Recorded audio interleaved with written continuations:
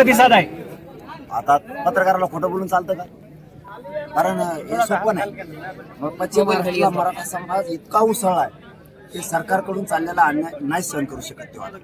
आणि पश्चिम महाराष्ट्राचं पूर्ण महाराष्ट्रच कधीच आता कदापि मराठा समाजावर चाललेला अन्याय, मराठा समाजाची जाणून बुजून चाललेली हेळसांड, मराठा समाजाला जे टोमणे दिले जातात जाणून बुजून संपवण्याचे, मराठा समाजाला जे हिणवलं जातं ते मराठा समाजाला आता सहन व्हायला. आमचं पक्का आरक्षण मिळालेलं असून देत नाहीत, याचा अर्थ आता मराठा समाज आंदोलन करून 100% मराठ्यांच्या मागण्या मान्य करणारे नसता आता हे आंदोलन थांबणार नाही.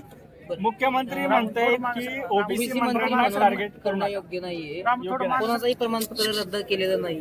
हे शब्द फडणवीस साहेबांना शोभतच. याच्यात ओबीसी आणि मराठ्याचा काय संबंध? एक राज्य सरकारचा बावनकुळे भाग आहे. केलेली चूक फडणवीस साहेबांकडून आम्हाला ह्या अपेक्षा आहेत की त्यांनी म्हणावं तू चूक केली. मराठ्यांचं वाटलं का करतो? तुला मंत्री केलं म्हणजे तू ओबीसी आणि मराठा करू नको. कारण याच्या आधी ओबीसी आणि मराठा करणारे फडणवीस साहेबांच्या पक्षात नव्हते. फडणवीस साहेबांनी ही डाव टाकून पुन्हा त्यांच्याही पक्षाचा नाश करू नये. त्यांच्या पक्षात कधीही ओबीसीच्या बाजूने मंत्री बोलला, आमदार बोलला असं नाहीये. ते बाकी काळ होतं दुसरीकडे. यांच्या ह्याच्यात रूट पाडून घेऊन त्यांनी मराठी त्यांच्यापासून बाजूला सरकू नये. आणि मी हटत नसतो, मी मुजीत पण नसतो कोणाला. मराठ्यांचं वाटलं केलं तर मी सोडणार नाही. मी केलेली त्यांनी चूक दुरुस्त करून घेणार. नसतं आंदोलन 29 ऑगस्टला खूप मोठं होणार. पण ते म्हणतात की सरकार दबाव खाली चालत नाही आणि नियम बाह्य सुद्धा चालत नाही. हे काय चाललंय मग? प्रमाणपत्र देणं, रद्द करणं, सांगणं, याला नेमबाह्य म्हणत नाही. छत्रपती संभाजीनगरचे प्रमाणपत्र ज्याला जात पडताळणी समितीने आदेश दिलाय की व्हॅलिडिटी देण्यात यावी, याला काय म्हणतात? याला काय म्हणतात? काय पक्ष चालवताय, काय सत्ता चालवताय, काय मराठ्यांचं वाटोळं करायला तुम्हाला भोगावं लागणार. तुम्ही मराठ्यावर अन्याय गेली 50-60 वर्ष मराठ्यांच्या बद्दल असा कधीच आवाज उठला नव्हता किंवा कोण पुढे आलं नाही, त्याबद्दल काय म्हणायचं? नाही, हे बघा, समाजासाठी इमानदारीनं काम करतो आणि समाजाला वाटतं की आहे ते खरं आहे, मी खोटा आरोप करत नाही कधी. त्यांनी मराठ्यांचे प्रमाणपत्र रद्द केले आणि हे मराठ्यांना सत्य आहे हे मराठ्यांनाच माहीत झालं. मीडिया ट्रायल पण झाली आणि जाणून बुजून रद्द केले गेले. पुढच्याही काळात असं होऊ शकतं. मराठ्यांच्या नोंदी रद्द करणं, मराठ्यांच्या आरक्षणापासून नोकरीपासून लाभ घेणं सरकारकडून हे होऊ शकतं.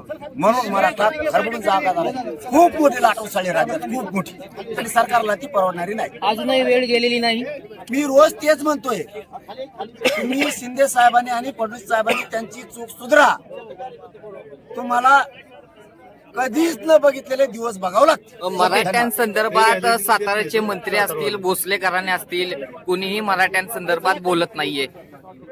मी नुसतं राजेंबद्दलच म्हणत नाही, सगळ्या पक्षातल्या मराठ्यांचे नेते, आमदार, खासदार, मंत्री आहेत. हीच योग्य वेळ आता जातीच्या लेकराच्या पाठीशी उभा राहण्याची. कारण समाजाचे लेकर संकटात बावनकुळेने तुमच्या नाकावर टिचून त्यांनी जाहीरपणा प्रमाणपत्र दिलंय, प्रमाणपत्र रद्द करायचा आदेश दिलाय. त्यांनी तसे पत्र काढले.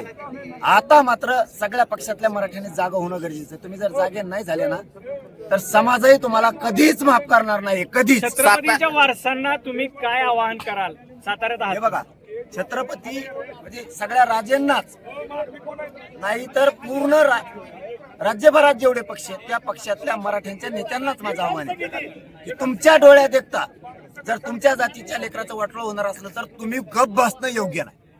कारण आपल्यात क्षत्रियाचं रक्त खेळतंय, आपल्यात मराठ्यांचं रक्त आहे, आणि त्याच जातीचं जर प्रमाणपत्र रद्द होणार असली तर तुम्ही एवढे बलाढ्य आमच्या समाजात असून उपयोग काय, असं म्हणायची समाजावर वेळ येईल. आणि ती वेळ येऊ देऊ नका. तुम्ही आता योग्य चान्स आहे तुम्हाला सुद्धा जातीच्या बाजूने उभा राहणं. का? कारण तो सुद्धा समोरून प्रमाणपत्र रद्द करून त्यांनी जातीयवादाची भूमिका घेतली. त्यामुळे अशा जातीयवाद्यांना त्याचा धडा शिकवणं, त्याची जागा दाखवणं ही मराठ्यांच्या नेत्याची जबाबदारी. भाजपमध्ये असल्यामुळे बोलत नाहीत का दोन राजे? मी राजेंबद्दलच बोलत नाही, मी सगळेच सांगतो एकूण. आपली जात आपल्यासाठी महत्वाची आहे. जात मोठी करणं खूप आपली जबाबदारी आहे. त्यामुळं आपण लक्षात घ्या सगळेजण, आता संकटात सापडले जो कोण उतारणार नाही त्याला 100% शिक्का लागणार आहे.